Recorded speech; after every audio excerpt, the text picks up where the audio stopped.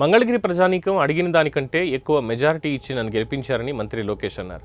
మంగళగిరి ప్రజలపై విశ్వాసంతో ఒకే చోట నుంచి పోటీ చేసి అత్యధిక ఓట్ల మెజారిటీతో గెలిపించినందుకు కృతజ్ఞతలు తెలిపారు. ఎన్నికల ముందు ఇచ్చిన హామీలను దశల వారీగా అమలు చేస్తామని హామీ ఇచ్చారు. 24 ఎన్నికల ప్రచారం మీ దగ్గరకు వచ్చా.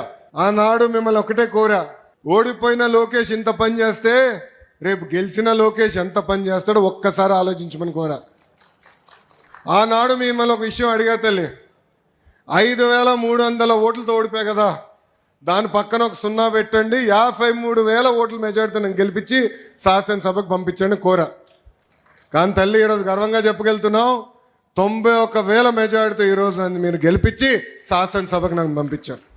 చాలా మందికి తెలియదు తల్లి, ఎన్నికల ముందల చాలా మంది నన్ను 2 స్థానాల్లో పోటీ చేయమని చెప్పారు. మంగళగిరిలో మీరు గెలుస్తారా లేదా, మళ్ళీ మీరు ఇబ్బంది పడతారు, పార్టీ ఇబ్బంది పడుతుంది అన్నారు.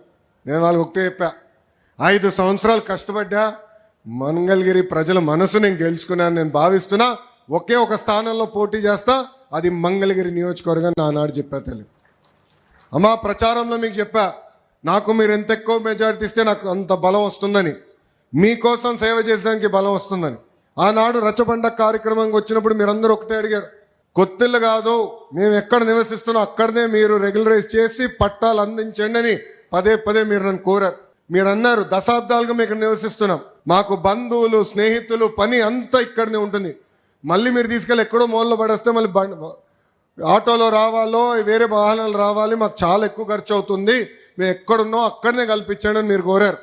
నేను ఆనాడు చెప్పా, 3 రకాలు ఉంటాయి. ఒకటి సులభంగా చేసే భూములు, అది మొదటి సంవత్సరంలో చేస్తానని చెప్పా.